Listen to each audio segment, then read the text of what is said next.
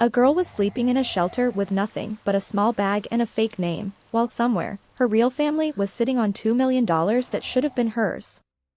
No one knew she was royalty. No one knew her bloodline was ancient. And she didn't know either, because the man who raised her didn't raise her to love her, he raised her to control her. Then one night, the most feared vampire king in the world walked into that shelter, looked her in the eyes, and asked a question that shattered everything. Where is your $2 million trust fund? Within hours, hidden records began surfacing, bank trails started collapsing, and a powerful lawyer's perfect life started falling apart. But here's the terrifying part, this wasn't just theft.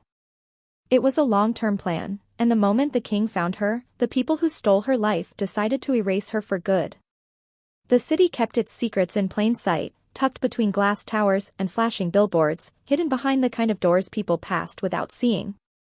The shelter sat on a side street where the streetlights flickered like tired eyes, and where the air smelled of rain, cheap coffee, and the stubborn hope of people who had learned to live without promises. It was not a place kings visited. It was not a place legends belonged. Yet the black car stopped there anyway, quiet as a shadow. No sirens. No entourage. Only the soft click of a door opening, and then the weight of someone stepping onto the wet pavement with the certainty of someone who had never needed permission. Alaric Voss had ruled long enough to watch empires rise, rot, and rebuild themselves with new names. The world called him many things depending on who was speaking and how afraid they were. Vampire King. Warlord. Benefactor. Monster. He wore none of those titles like jewelry. He wore them the way stone wore weather, unchanged by what people thought of it. His face carried the cold handsomeness of an old portrait, the kind painted to outlast the painter. His eyes were darker than the night around him, not empty, but full in the way deep water was full. He did not come for charity. He did not come to feel. He came because a message had reached him through channels that did not exist on paper. A whisper from a source that had never been wrong, wrapped in a single detail so specific it could not be coincidence. A girl at a shelter. A mark behind her left ear shaped like a crescent bite. Blood that reacted strangely to silver. A last name used once in a registration form, then crossed out. A detail like that was a hook in his mind. The kind that dragged up everything he had buried. His son had died 2 decades ago in a fire meant to be an accident. The human papers had said the same thing, tragedy, faulty wiring, condolences sent to a widow whose name changed and then disappeared. The vampire court had closed ranks, murmured about fate, moved on. Alaric had not moved on. He had simply learned how to carry grief without letting anyone see where it lived. He walked to the shelter door, the rain sliding off his coat as if it feared touching him. Inside, fluorescent lights buzzed. A receptionist looked up and froze. Fear recognized him even when names did not. Alaric did not intimidate with threats. He intimidated by existing. He moved past the desk without a word. The air was thick with detergent and old blankets. Cots lined the walls. Some people slept. Others stared at nothing. A few lifted their heads, sensing something predatory and ancient in the room the way animals sensed a storm coming. Then he saw her. She was not sleeping. She was sitting at a folding table under a weak light, sorting donated medicine into neat rows. Not the glamorous sort of work that begged for gratitude. Quiet work. Necessary work. The kind done by people who had stopped expecting anyone to notice. She looked young enough to be swallowed by the world. 19, maybe 20. Slim, shoulders slightly hunched as if she had trained herself to take up less space. Dark hair tied back, a smear of antiseptic on one knuckle. She wore a hoodie too large for her, sleeves pushed up to keep her hands free. Her face was calm in a way that wasn't peace. It was control. The kind forged when panic had become useless. Alaric's gaze caught the small crescent mark behind her ear when she tilted her head. His throat tightened, not with breath, but with memory. That mark had been in his bloodline for centuries. A genetic quirk that showed up only in his direct descendants, often mistaken for an old scar.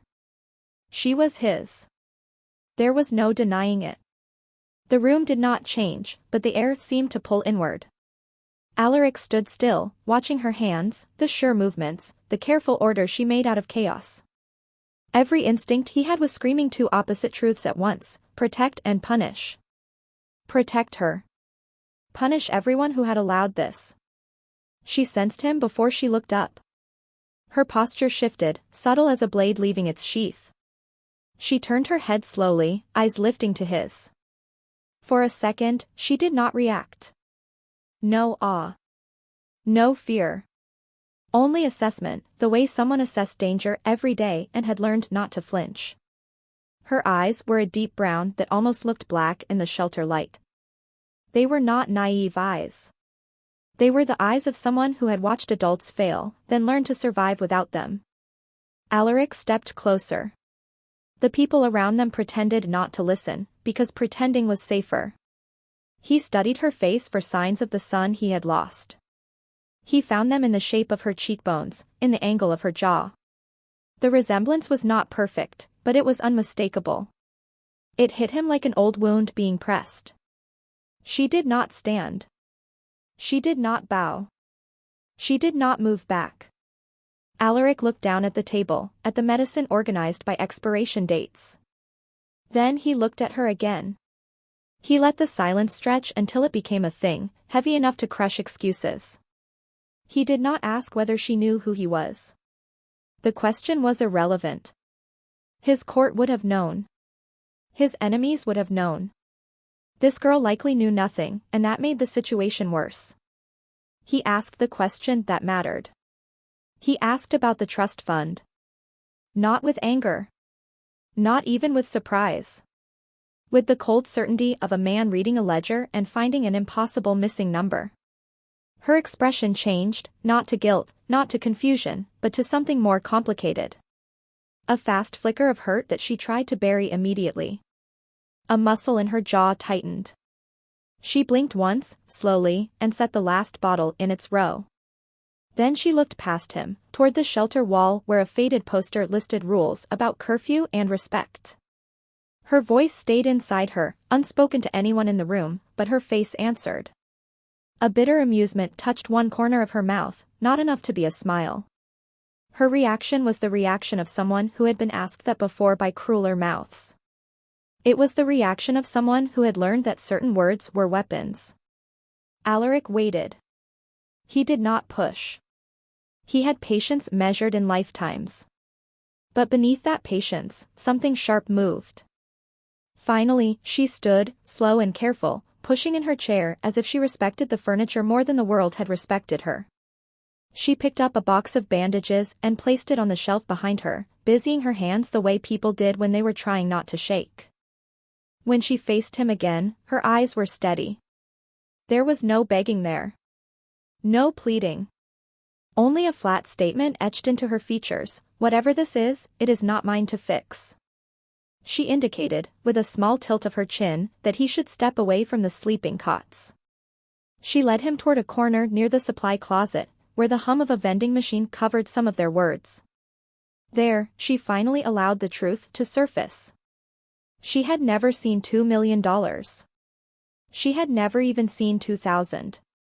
Her guardian had told her stories about paperwork, about delays, about lawyers and banks and rules that always seemed to put the money one step into the future. When she turned 18, the guardian's tone changed. The home she'd lived in was suddenly not hers. Her room became storage. Her presence became a burden. The trust fund became a myth she was accused of inventing. Then she was out. Not dramatically. Not with a fight loud enough to bring neighbors. It was worse than that. It was administrative cruelty. A suitcase placed by the door. A set of forms she was told to sign. A warning that if she caused trouble, she would be reported as unstable, ungrateful, dangerous. A warning wrapped in the authority of someone the system believed. She had tried to ask for records. She had been told she didn't understand how finances worked. She had been told to stop chasing fantasies. She had been told she should be grateful she'd been kept at all. She did not say these things like someone seeking sympathy. She said them like someone reading weather reports. It had happened. It was done. She survived. Alaric listened and felt something inside him begin to fracture. A guardian. A lawyer. An administrator. Someone with legal power. Someone who could move money and paper like chess pieces. Someone who could make a child disappear on documents while still keeping the child alive. He already knew the shape of the crime. Now he needed the name. She gave it reluctantly, as if speaking it might summon the man from the dark.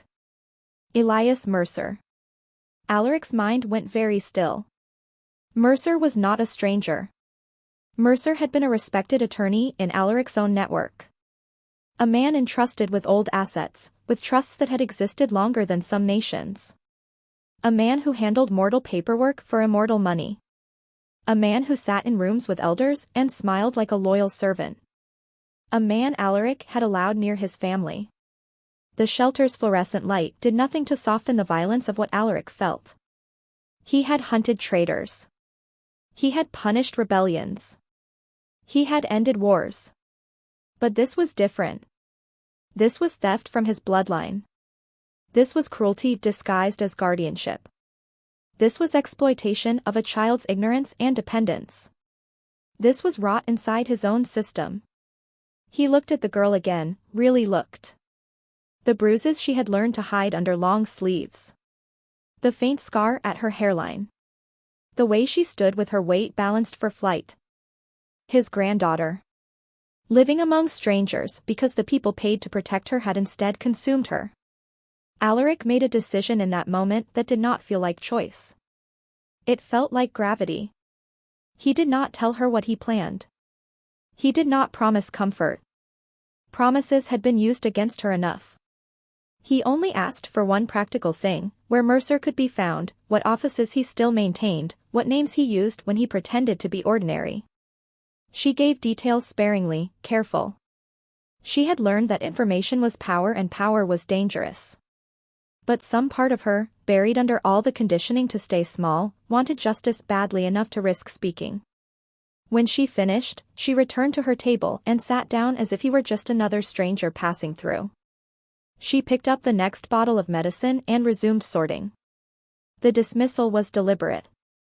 It was her way of reclaiming control. It was her way of saying that her life did not pause for the entrance of a powerful man, no matter who he was. Alaric watched her for a moment longer. Then he turned and walked out of the shelter as quietly as he had entered.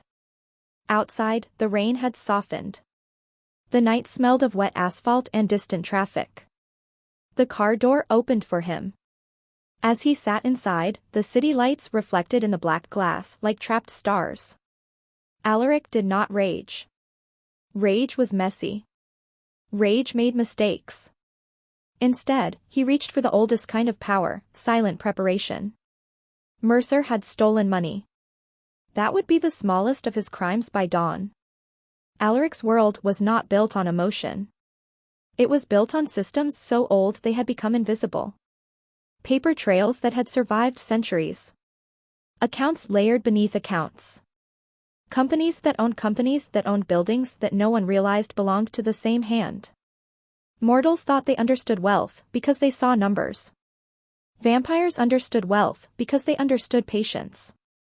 By the time the sun rose, Mercer's name was already bleeding through those systems like poison in water. Alaric sat in a private room beneath a nightclub that no longer played music. It was one of his modern fronts, a place where his people moved through human society unnoticed. The walls were soundproof. The lighting was low. The only brightness came from screens filled with documents, surveillance feeds, and bank ledgers. His inner circle gathered without being summoned publicly.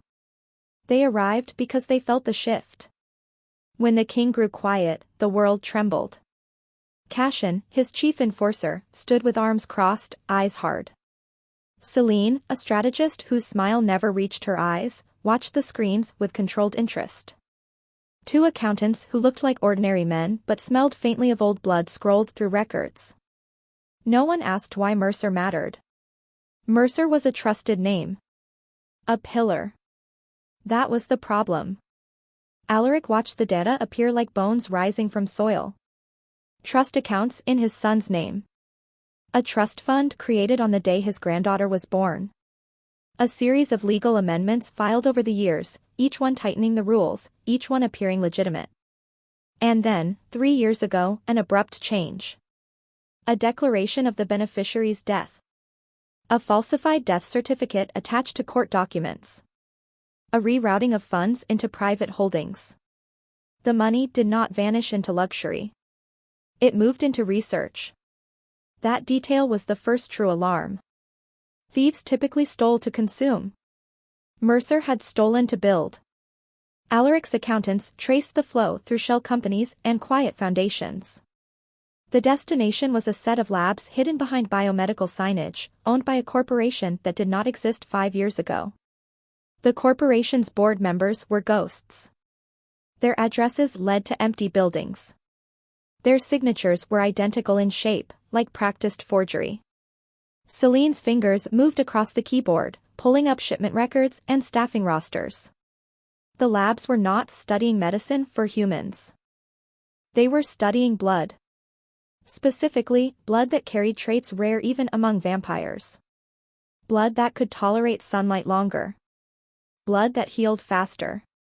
Blood that resisted silver. Blood that hinted at something older than modern vampirism, something that some clans whispered about like a prayer and others feared like a curse. Alaric's gaze sharpened. Mercer had not merely stolen an inheritance. He had financed a program. A program built from royal blood. Cashin asked for permission the way predators asked for a hunt. He wanted to tear through Mercer's defenses physically. He wanted clean answers the old way. Alaric did not grant it yet. Because he understood something Cashin did not, Mercer would not have acted alone. A man like Mercer could move money, yes. He could forge documents, yes. But to declare the granddaughter dead inside vampire legal systems without raising alarms, he would have needed allies in the court. He would have needed someone to approve. Someone to look away. Someone to benefit. Alaric ordered the investigation to widen. He ordered the court's records audited quietly. He ordered surveillance on the elders who had signed Mercer's amendments. He ordered old favors called in from people who owed him their lives. He ordered a map of everyone who had visited those labs in the last 3 years. The names came back like a plague list. A minor lord from the Northern Territory who had long coveted influence. A councilwoman who controlled security allocations. A physician known for pushing ethical boundaries. A bloodline archivist who kept the secrets of succession. It was not one betrayal. It was a network. Alaric stared at the list and felt the old coldness settle into him. This was not a simple robbery. This was an attempt to rewrite the future. The labs were building something that required his bloodline to complete. His granddaughter was not an accident found in a shelter. She was a missing component. Celine pulled up the shelter's street camera footage from the past month. Cars that lingered too long. Faces that returned more than once. A man who entered and left without using the front desk.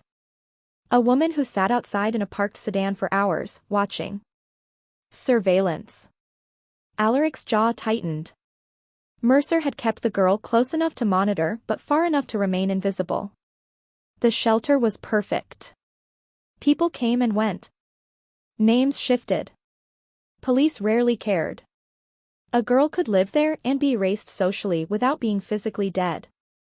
But now, Alaric's presence had changed everything. Mercer would learn soon that the king had found her. Mercer would react. The question was how. Cashin suggested extraction. Remove the girl from the shelter immediately, hide her in a secured residence. It was the logical move. It was also exactly what Mercer would anticipate. Alaric considered the girl's face, the way she had continued sorting medicine after giving her guardian's name. He considered the quiet defiance. He considered the learned refusal to accept rescue. Forcing her into a palace would not heal her. It would imprison her in a different way. So Alaric chose a third path. He ordered protection without revelation. Invisible guardians placed near the shelter. A safe house prepared within a short distance. Medical staff on standby. Surveillance widened. Every entrance and exit mapped. Every new face flagged. He also ordered something more delicate, a quiet legal strike. While Cashin's people tracked Mercer's physical movements, Alaric's accountants attacked Mercer's financial systems. They froze accounts that depended on royal endorsements.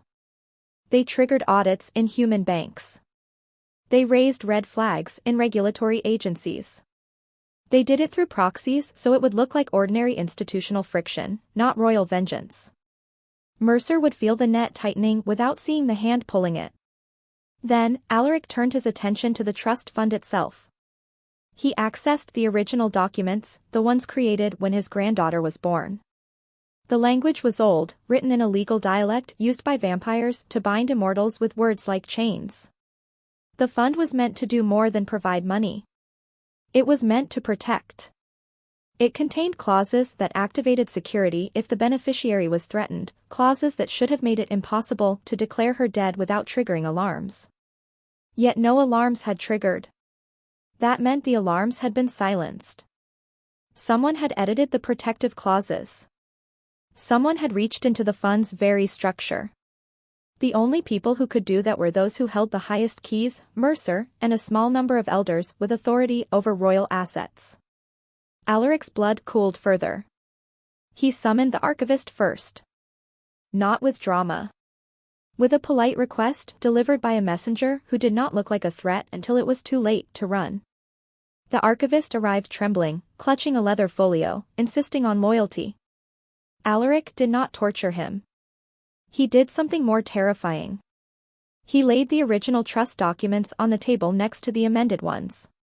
He pointed at the edits with a single finger, quiet as a guillotine blade. The archivist's sweat thickened. He confessed in fragments. Mercer had said the fund needed restructuring for tax reasons. Mercer had said it was temporary. Mercer had said the king would approve later. Mercer had said the beneficiary was dead and the edits were necessary to prevent enemies from using the money to trace royal vulnerabilities. And then, behind Mercer, there had been a councilwoman. Smiling. Persuasive. Suggesting that protecting the king's image mattered. Suggesting that public knowledge of a hidden grandchild would weaken stability. The archivist had obeyed.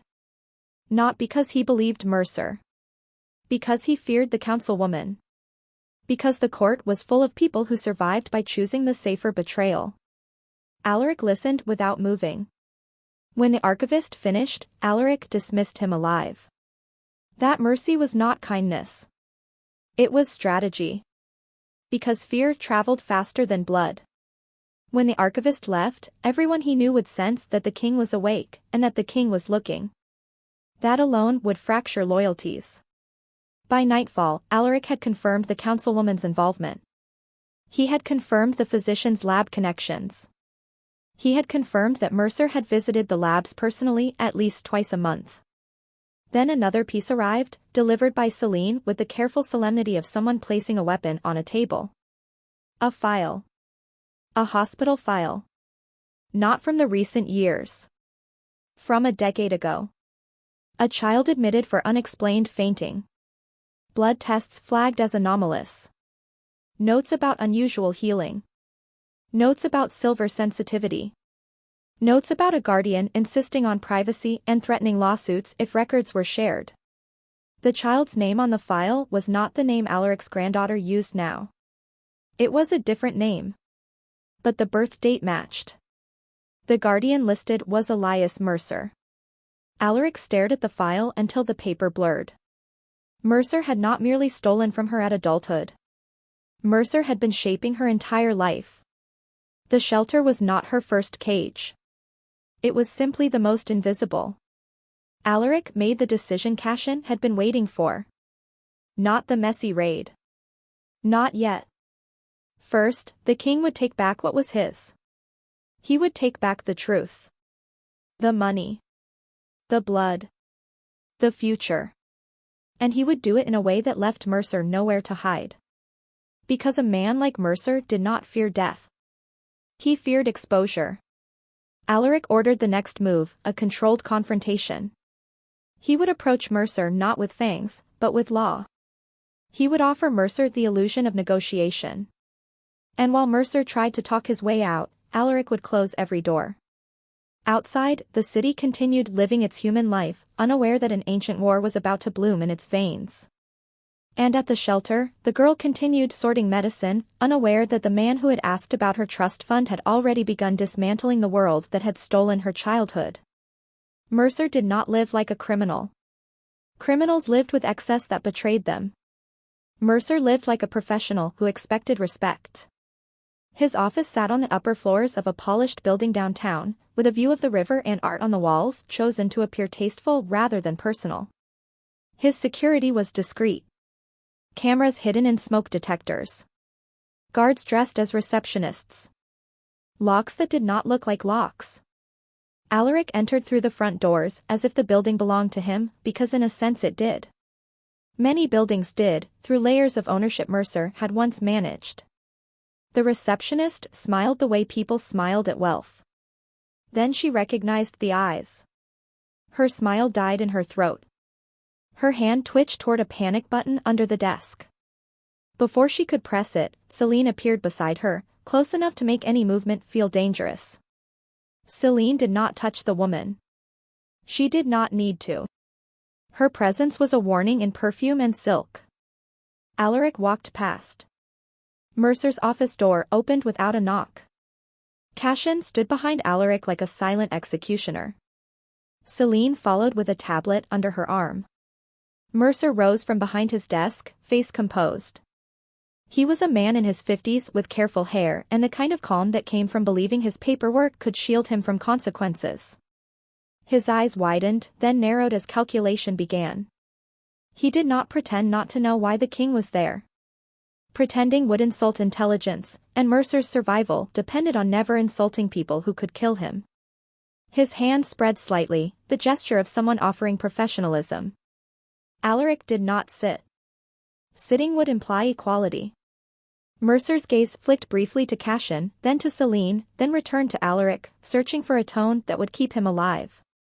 Alaric did not give him that tone. He laid the hospital file on Mercer's desk. He laid copies of the trust amendments. He laid the shelter registration forms that had been crossed out. Each paper landed like a stone on Mercer's polished surface.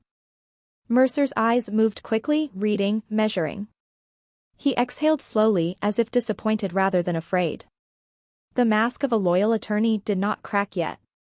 It adapted. He began explaining, shaping language into something that sounded reasonable. He tried to make theft sound like necessity. He tried to make cruelty sound like protection. He tried to make the girl's disappearance sound like a safety plan. Alaric listened with stillness so complete it felt like the room's temperature dropped. When Mercer reached for the largest justification, the one that implied the king himself had been a danger to the girl, Cassian's hand twitched toward violence. Alaric lifted one finger, stopping him. Mercer mistook the restraint for weakness. He leaned into it, offering more words, more structure, more carefully crafted excuses. He spoke of enemies.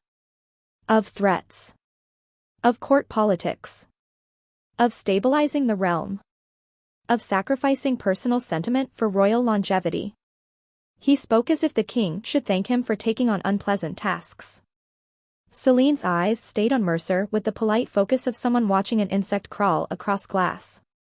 Alaric allowed Mercer to finish. Then he placed a tablet on the desk and slid it forward. On the screen were the lab records. The funding trails. The contracts. The photographs of Mercer entering the research facilities. The list of council signatures. The evidence that Mercer's program was not protective, but experimental.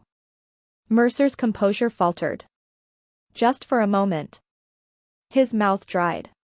His tongue moved as if trying to find an argument that wasn't there. Alaric watched the flicker of fear, and in that flicker he saw the truth. Mercer had expected the king to discover theft. He had expected anger about money. He had prepared defenses for that. He had not expected the king to uncover the larger machine. Mercer's eyes hardened. His posture shifted. The mask returned, but now it was the mask of someone willing to fight. He tried a different approach. He tried offering restitution. He tried offering partial returns.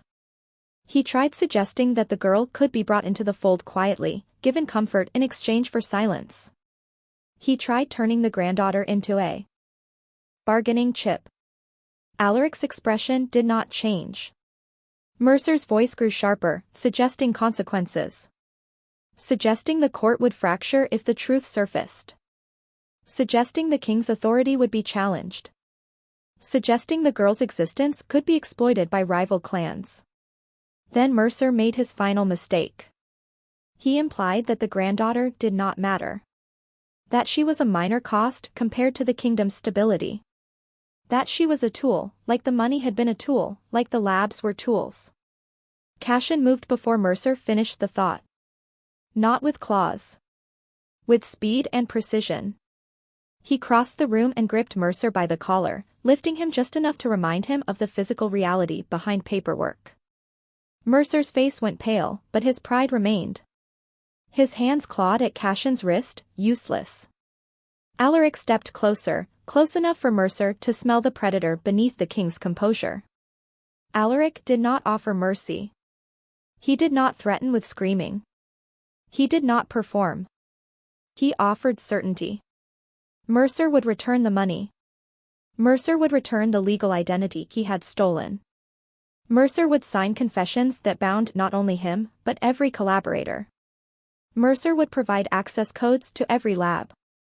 Mercer would provide names of every subject used in experimentation. Mercer would do all of it because the alternative was not death. The alternative was something worse for someone like Mercer, total erasure and public disgrace across both human and vampire worlds. No legacy. No hidden escape. No quiet retirement. No narrative he could control. Mercer's eyes darted, searching for leverage, searching for allies. He found none. Celine tapped her tablet, and Mercer's office screens lit with notifications. His accounts were frozen. His building's security systems had been seized. His staff had been detained in the lobby. Human authorities were already being nudged into investigations, unaware of the supernatural layer, but eager to pounce on financial crimes. Mercer's legal fortress had become a cage. Cashin released him only when Alaric gestured. Mercer stumbled, catching himself on the desk, breathing like someone who had been underwater too long. Alaric waited for the moment Mercer understood he had lost. It came slowly, then all at once. Mercer sagged. Not in surrender. In calculation. He began to bargain, offering names in exchange for protection. Offering documents in exchange for survival. Alaric accepted the names. Not the bargain. Because bargaining implied Mercer still had value. Mercer signed what Alaric placed before him. Confessions written in vampire binding ink that did not allow lies. Keys that unlocked digital vaults. Authorizations that reversed the trust funds declared death. By the time Mercer's hand stopped trembling, the granddaughter's money was already moving back into its rightful structure. But Alaric did not leave the office satisfied. Money returned was not childhood restored. He left with Mercer's confessions, and with a new urgency burning under his restraint, the labs. Because if Mercer had used royal blood for experiments, there would be others like the girl. Other victims hidden in paperwork. Other lives distorted for someone's ambition. Alaric could not undo the past, but he could end the machine. That night, Cashin led a team to the labs. They moved without loud violence, disabling security, taking staff alive where possible, extracting data, seizing equipment. The labs were cleaner than any dungeon, but they carried the same cruelty. Refrigerated drawers. Blood samples labeled with codes instead of names. Notes about viability and sun tolerance written with clinical detachment. In one sealed room, they found something that chilled even Cashin. A long-term holding chamber. Empty. Recently emptied. It meant Mercer had moved his most valuable asset. Not the money. Not the files. The girl. Back at the shelter, Alaric's invisible guards reported movement. The sedan that had watched the building for weeks had returned. 2 new men entered wearing clothing too clean for the neighborhood. The girl was on her feet before anyone reached her. She had felt the shift. She had sensed danger the way some people sensed rain. She moved through the shelter with quiet speed, grabbing a small bag she kept ready. She did not panic. She did not scream. She did not ask for help. She headed for the back exit. But Mercer's men were already there. Alaric's guards intervened, pulling the attackers away before they could touch her. The struggle was silent and fast, bodies hitting walls, a knife flashing and then being snapped in half by inhuman strength. The girl froze in the doorway, eyes wide, watching strangers fight on her behalf. Then she ran. Not toward danger. Away from it. She ran into the rain-slick alley, breath burning, feet slipping. She ran because survival had taught her one rule: when strange violence appears, disappear. A black car slid into the alley's mouth like a shadow. The door opened. Alaric stepped out into the rain. He did not call her by name. He did not order her to come. He simply stood there, a still point in the storm, and watched her sprint toward the only exit. Her eyes met his. In that instant, she saw what she had not allowed herself to see in the shelter, that he was not a curious stranger. He was the reason predators had come. He was also the reason predators were dying. She hesitated. A dangerous pause. Then one of Mercer's men broke free and lunged. Cashin appeared from nowhere, slamming the man into the brick wall hard enough to crack mortar. The girl flinched, then forced herself not to. She was learning in real time that monsters came in more than one shape. Alaric stepped forward, closing the distance slowly, not like a captor, but like someone approaching a wounded animal. He extended a hand, palm open, offering a choice instead of a command. The girl stared at the hand as if it were a trap. Then she looked past him, at the alley behind him, at the clean car, at the calm in his posture. She understood something that frightened her. There was no going back to her old invisibility. Someone had finally noticed her. And notice, in her world, had always meant pain. Still, she moved. Not because she trusted him. Because she knew she could not outrun what was coming. Her fingers touched his hand briefly, like a spark testing fire, and then she climbed into the car. Alaric followed, shutting the door on the rain and the alley and the shelter behind them. For the first time in years, the girl was no longer alone. And for the first time in centuries, the Vampire King felt something like fear. Not fear of enemies. Fear that even with all his power, he might not know how to undo what had been done to her. The safe house Alaric chose was not a palace. It was a quiet residence hidden behind a legal shell and a private garden wall, built to look ordinary to human eyes. No grand chandeliers. No royal portraits. Only clean rooms, soft lighting, and the kind of silence that did not demand performance. The girl moved through it like someone waiting for a trap to spring. She inspected corners. She checked windows. She kept her bag near her feet. She accepted water but did not drink until she had watched someone else touch the bottle first. Trauma had given her rituals. Alaric did not force comfort on her. Comfort offered too aggressively felt like control. He watched her with the restraint of someone handling something priceless and fragile, unsure where to place his hands. Medical staff arrived, discreet. They examined bruises she tried to deny existed. They treated wounds that had become routine. They tested her blood. The blood tests confirmed what Alaric already knew and what frightened him more with every detail: her blood carried the rare traits Mercer had been harvesting. Sun tolerance markers. Rapid cellular regeneration. An unusual reaction to silver. An ancient strain within the vampire line that had been dormant in most, awakened strongly in her. Mercer had not created those traits. Mercer had been trying to weaponize them. Celine brought more files from the labs. Names coded, then decoded. A list of donors and subjects. Some were kidnapped humans. Some were vampires from minor houses. A few were children, marked as non-viable when they failed to develop desired traits. Alaric looked at the list and felt the court's corruption like a sickness inside him. He authorized raids across the city. Not just on labs, but on safe houses connected to Mercer's network.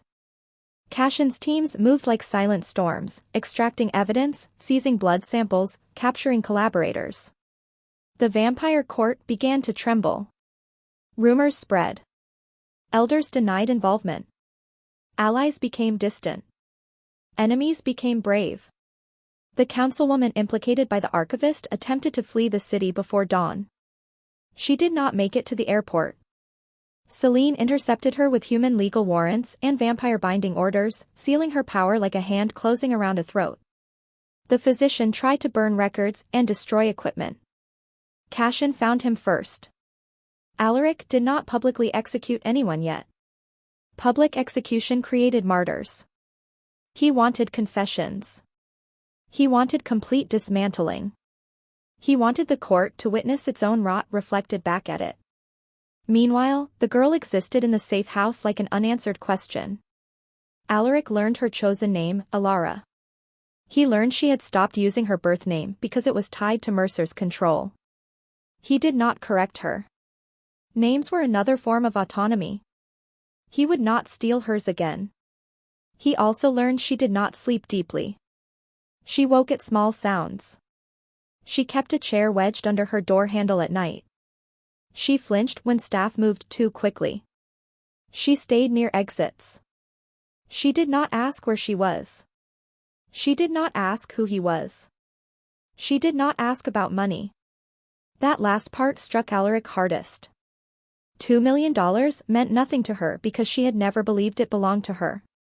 It had been a story told to keep her obedient, then used as a reason to punish her when she asked questions.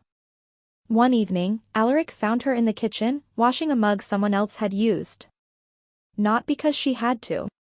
Because she needed to do something simple and controlled with her hands. He stood at a distance, speaking softly, not to persuade, but to share facts. He told her her trust fund existed. He told her it had been stolen. He told her he had begun returning it. Her hands did not stop moving, but a subtle tremor ran through her shoulders, as if her body wanted to react and she forced it not to. He told her Mercer had falsified her death. He told her Mercer had profited from her bloodline. He told her there were labs. Alara's grip tightened on the mug. Then she did something that revealed the depth of her survival instincts. She asked about the danger to other people at the shelter. Not about herself. Not about money. She wanted to know whether Mercer would punish others for her disappearance. Alaric assured her the shelter had been secured. Extra funding would be delivered anonymously. Security cameras had been upgraded. Mercer's watchers had been removed. Alara absorbed the information, then returned to washing, eyes fixed on the mug as if it were the only safe object in the world. Later, she asked the question she had avoided since the alley. She asked who he was. Alaric did not say king as if it meant something glorious. He said it as if it were a burden. He explained the bloodline. He explained her father, his son, in careful terms that did not romanticize the past. He explained that her existence had been hidden, not because she was shameful, but because the court was dangerous. Alara listened without crying. Tears were luxury. She had trained herself not to waste water. When he finished, she did not embrace him. She did not collapse. She simply sat in silence, shoulders rigid, eyes distant. Then she asked for something else. Proof. Not of money. Of truth. She wanted to see her father's existence in records, photos, anything not tainted by Mercer. Alaric brought her a small box the next day. Inside were old items he had kept despite the court's pressure to move on. A ring his son wore. A photograph taken in a rare moment of softness. A letter written in the son's hand, discussing hope, human life, and the fear of raising a child in a violent kingdom. Alara's fingers hovered over the letter before touching it, like touching it might burn. When she finally read it, her face changed. The control did not break completely, but something opened, an old grief she had never been allowed to name, because she had never been allowed to believe she had a father who loved her. Alaric watched and felt the urge to apologize for everything he could not have prevented. Instead, he promised action. He promised Mercer would answer fully. He promised the collaborators would fall. He promised Alara would never be a tool again. But promises were easy. Alara did not trust easy. Outside the safe house, the war was evolving. Mercer's confessions had created panic, but Mercer had one final defense, a contingency network. Before his arrest, he had uploaded encrypted files to a dead man's system that would release them if he disappeared. Those files contained blackmail against elders, evidence of affairs, secret killings, illegal feeding rings, scandals that could fracture the court into civil war. Mercer had made himself too dangerous to kill. Alaric understood the trap. If he killed Mercer quickly, the court would burn and Alara would become a symbol and a target. If he spared Mercer, Mercer might continue manipulating events from inside a cage. So Alaric chose a third option again. He would dismantle Mercer's leverage, piece by piece, until Mercer had nothing left to threaten him with. Celine traced the dead man's system. Cashin hunted the technicians who built it. The councilwoman, now imprisoned, began trading information for survival. The physician's staff flipped, eager to blame Mercer alone. The court cracked. Elders accused one another. Alliances shifted. Old grudges resurfaced. And through all of it, Alara remained in the safe house, moving like a quiet ghost through rooms that were too clean, carrying a bag she did not unpack, waiting for the moment she would have to run again. Alaric realized then that rescuing her from the shelter had been only the beginning. The real task was not to defeat Mercer. The real task was to teach his granddaughter that safety could be real. That family could be more than paperwork and betrayal. That she was not a component in someone else's plan. But teaching that would take more than wealth. It would take time. And time, for once, felt like the one thing Alaric could not guarantee. Because Mercer's network was not done. One night, as Alara sat by a window watching the garden wall, a pulse of pain struck her suddenly, sharp and internal, like an invisible hook tugging at her blood. She doubled over, breath caught, eyes wide with shock. The medical staff rushed in. Alaric arrived seconds later. Her heart rate spiked. Her veins darkened faintly beneath her skin, then faded. Her pupils dilated. For a moment, her senses sharpened unnaturally, and she turned her head toward the distant city as if she could hear something no one else could. Celine recognized it first. A trigger. Mercer had implanted something in the bloodline program, an activation cue, a chemical key, a signal designed to wake traits on command. Alara was not just being hunted. She was being called. And wherever the signal came from, Mercer's remaining allies were trying to pull her back into their hands. Alaric's jaw tightened. The war was no longer about punishment. It was about possession. And Alaric would not lose her again. The next 48 hours moved with the speed of collapse. Celine traced the activation signal to a transmitter hidden inside an abandoned medical facility on the edge of the city, a place Mercer's corporation had once rented under a false name. Cashin's teams swept the location, tearing open walls, ripping through sterile rooms that smelled of bleach and old fear. They found the transmitter, still warm, still pulsing, and beside it they found a notebook full of clinical notes written in Mercer's hand. The notes described Alara as if she were not a person, only a result. Her bloodline was labeled as an asset. Her mind was discussed as a variable. Her survival instincts were described as useful conditioning. Her years in the shelter were not an accident but a design, hardship to create toughness, isolation to prevent loyalty to anyone else, dependence on the promise of money to keep her from asking deeper questions. Mercer had raised her like a weapon left in storage until needed. Alaric read the notes and felt centuries of restraint threaten to snap. But he did not snap. He went to Alara. She sat in a small room with curtains drawn, hands clenched in her lap. Her eyes were fixed on nothing, but her body was alert, as if she expected the next pain to strike. The medical staff had stabilized her, but they could not remove what they did not fully understand. Alaric sat across from her, not towering, not commanding. He told her what the signal meant. He told her Mercer had tried to install a leash in her blood. He told her he would break it. Alara listened, then asked a question that was more terrifying than any threat. She asked what would happen if the leash could not be broken. She was not asking about death. She was asking whether she would become something she could not control. Alaric answered honestly, the risk existed. The traits in her blood could amplify aggression, hunger, sensory overload. If Mercer had designed a trigger, he had likely designed it to make her easier to manipulate through instability.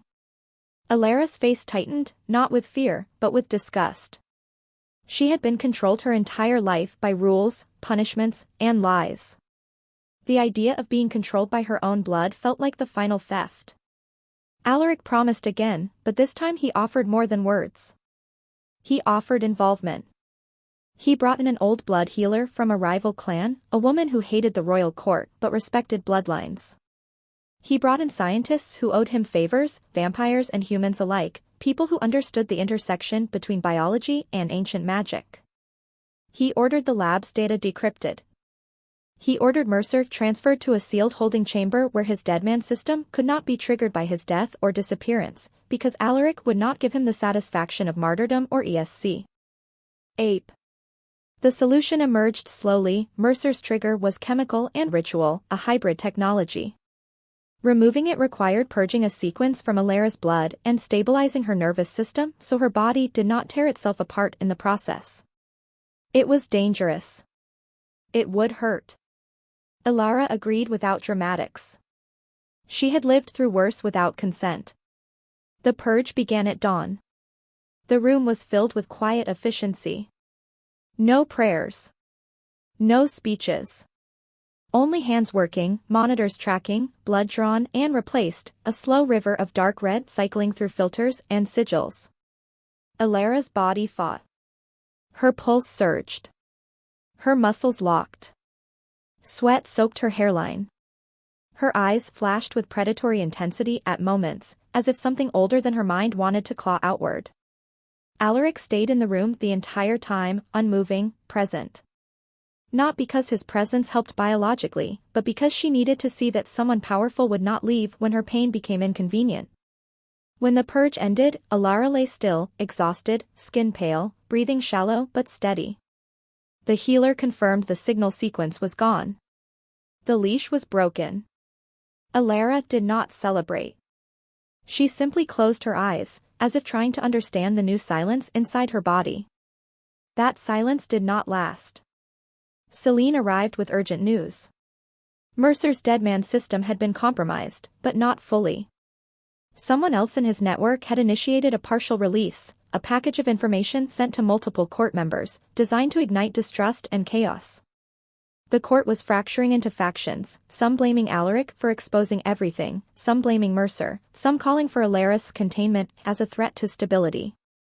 The granddaughter had become political dynamite. Alaric knew what the court would do if given time. They would demand she be hidden again, for her safety, and they would call it mercy while repeating the same control that had ruined her. So Alaric did something the court did not expect. He made Alara visible. Not to humans. Humans did not need to know. But to vampires, to every elder and every ambitious lord, he revealed her existence in a controlled council session.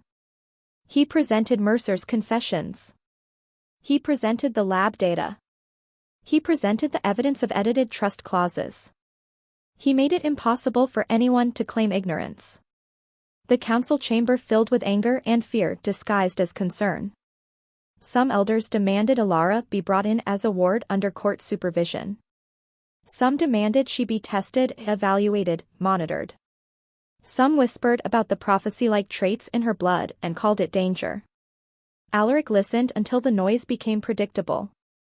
Then he delivered the verdict through action, not speech. He invoked ancient royal law, bloodline sovereignty. He declared that Alara, as direct descendant, was under royal protection and beyond council seizure. He declared the trust fund restored in full, with additional reparations drawn from the assets of every collaborator, a punishment that would hurt their power where they cared most. He also did something deeper. He dismantled the system Mercer had exploited. He stripped the councilwoman of her seat permanently. He exiled the archivist from any position involving succession records. He dissolved the asset authority that allowed elders to edit protective clauses. He established a new trust structure whose guardianship rotated through independent houses, preventing any one attorney from holding total control. The court hated the reforms. That was how Alaric knew they mattered. After the council session, Mercer's final defense crumbled. With his allies exposed and their assets seized, his dead man system became irrelevant. Celine ensured any remaining files were captured before release. Cashin ensured Mercer's technicians were detained. Mercer was brought from his holding chamber to a room without windows. Not a torture room. A truth room. Binding ink and oath mechanics prepared, ensuring every word would be real. Mercer faced Alaric and Alara. Alara's presence changed everything. Mercer's arrogance faltered. For the first time, he saw her not as a project, but as a person who could look back at him without fear. Mercer confessed the full architecture. He confessed how he had been recruited by ambitious elders who wanted a controllable successor.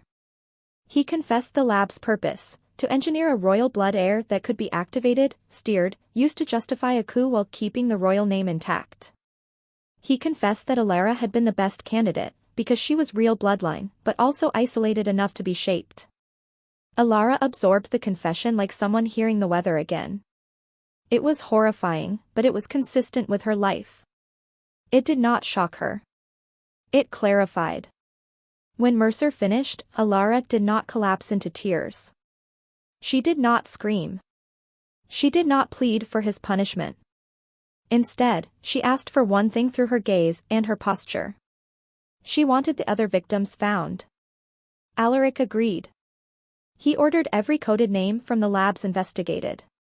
He ordered restitution, not only for Alara, but for the families and bloodlines damaged by Mercer's machine. He turned the program's cruelty into a public wound the court could not ignore. Mercer's punishment was not quick death. Death was too clean. Mercer was stripped of legal identity in both vampire and human worlds. His accounts were seized. His property dissolved. His name removed from archives. His influence erased. He was made invisible in the way he had made Alara invisible, but without the shelter's compassion, without the chance to rebuild. He became a living cautionary tale. Weeks later, the shelter received anonymous funding and security improvements. The staff never learned why. They only knew the pantry stayed stocked, the heaters stayed on, and fewer predators lingered nearby. Alara visited once, quietly, standing in the doorway with a different posture. She brought supplies. She spoke to a few people she had protected. She did not explain where she'd been. She did not need to. She returned to the safe house after, not because she was trapped there, but because she was choosing where to stand. Alaric watched her from the garden one evening as she walked along the wall, fingers brushing leaves, eyes lifted to the sky. She had $2 million now. She had a restored name. She had royal protection. Yet the most valuable thing returning to her was less visible. Choice. She began learning, not as a princess in training, but as a survivor reclaiming agency. She studied the court structures so she could never be ignorant again. She learned the history Mercer had tried to use against her. She learned her blood, her strengths, her risks. Alaric realized she would not become a soft heir grateful for rescue. She would become something more dangerous to corrupt systems, a ruler who remembered what abandonment felt like. And that was the true ending of Mercer's story. Not the return of money. Not the fall of a villain. But the rise of a granddaughter who had lived in a shelter, who had been lied to and erased, and who now stood inside an ancient kingdom with eyes that did not flinch. A vampire king had found her lost. The world that had stolen her would spend the rest of its long nights answering for it.